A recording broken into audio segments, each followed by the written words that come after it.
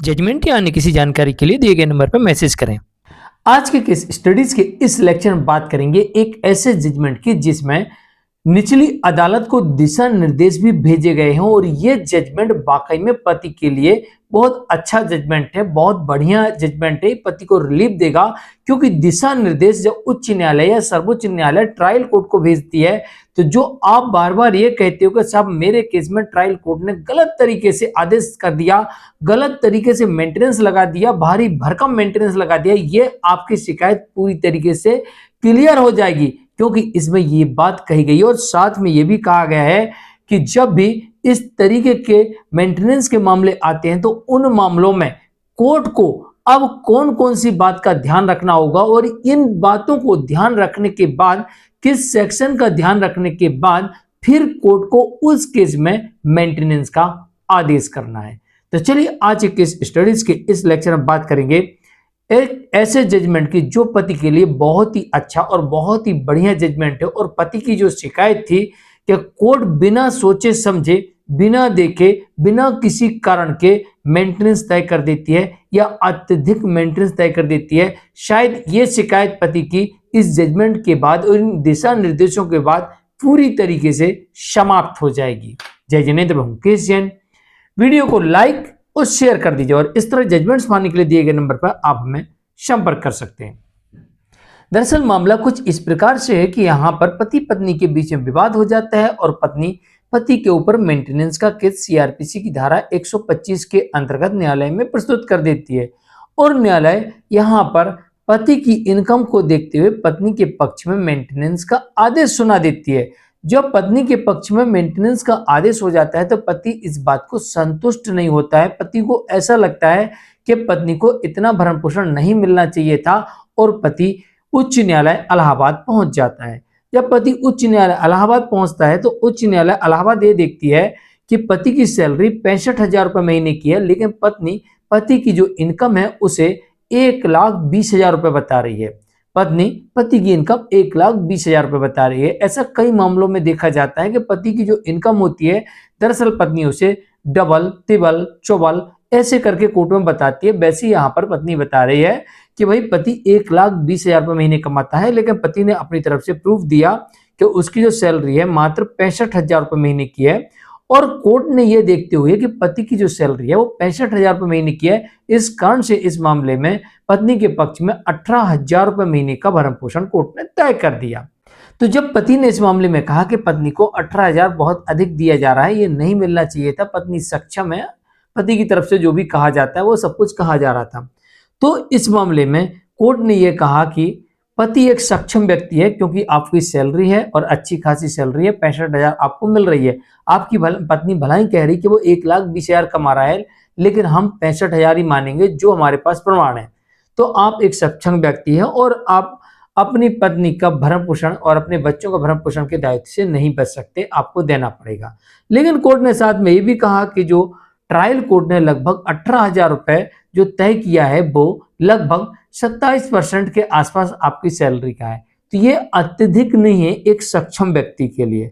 अब कोर्ट ने इस मामले में ये कहा ट्रायल कोर्ट से कि जब भी ट्रायल कोर्ट आदेश करे तो उसे निर्णय हेतु बिंदु बताना पड़ेगा, मतलब कारण स्पष्ट करना होगा कि वो ऐसा निर्णय क्यों दे रही है कि उसके पक्ष में किस वजह से, किस कारण से उसको मेंटेनेंस दिया जावे। ये पहली बात कह दी। ये दिशा निर्देश 3 दिशा निर्देश में जारी हुए।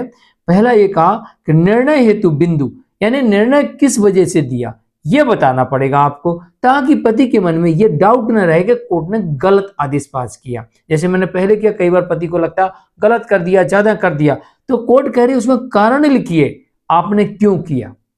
दूसरी बात, उन पर निर्णय मतलब किस निर्णय, किस वजह से, क्या ऐसे कारण था कि आपको निर्णय करना पड़ा, ये भी आपको बताना पड़ेगा। तीसरी बात इसमें यह भी कही गई है कि निर्णय का कारण भी बताना होगा। उन पर निर्णय, निर्णय हेतु बिंदु और निर्णय का कारण, ये 3 गाइडलाइंस दी गई है। मतलब साफ तौर से अब ये जजमेंट में लिखा जाएगा कि पत्नी को जो भरण पोषण दिया जा रहा है उसकी वजह पति सक्षम है तो इतना सक्षम, इतनी सैलरी है, और पत्नी अक्षम है तो इसलिए उसको इतना भरण पोषण। एक एक कारण लिखा जाएगा।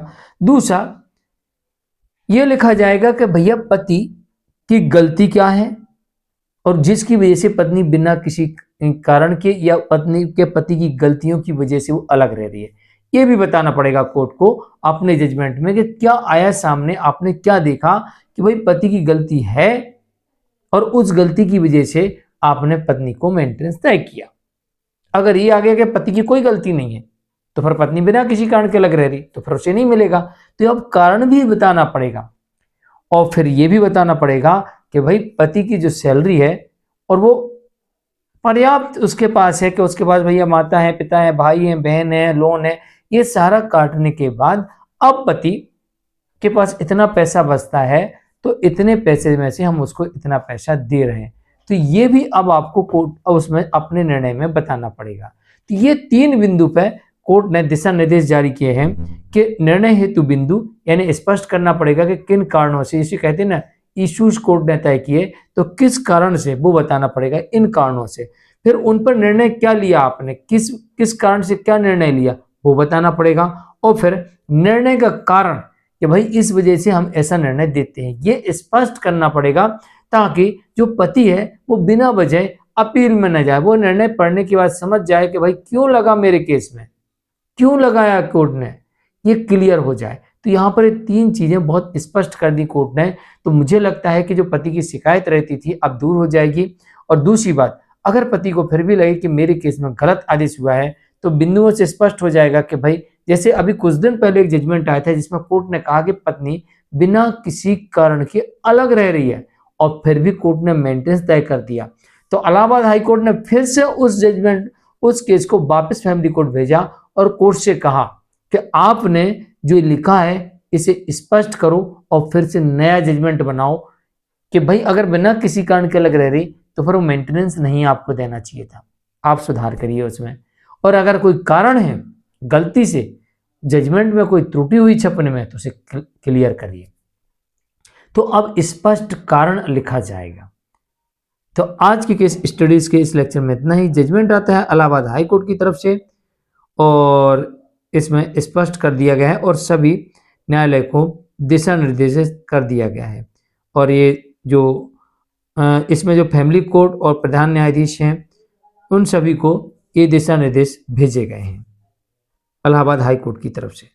तो आज के लिए इतना ही। मैं हूं मुकेश जैन। वीडियो को लाइक और शेयर कर दिया। हाँ, इसमें एक चीज और बता दूं आपको कि कोर्ट ने यह भी कहा है कि इस मामले में कि धारा 354 का क्लॉज 6 है कि सीआरपीसी का पालन इसमें करना चाहिए, ये करना जरूरी है। ये स्पष्ट एक बहुत बड़ा पॉइंट दिया है इसमें कि सेक्शन सीआरपीसी का 354 क्लॉज 6 का पालन करना जरूरी होगा मेंटेनेंस के मामलों में। ये बात भी ध्यान रखिएगा। आज के लिए इतना ही। नमस्कार। चैनल को सब्सक्राइब कर वीडियो को लाइक और शेयर कीजिए।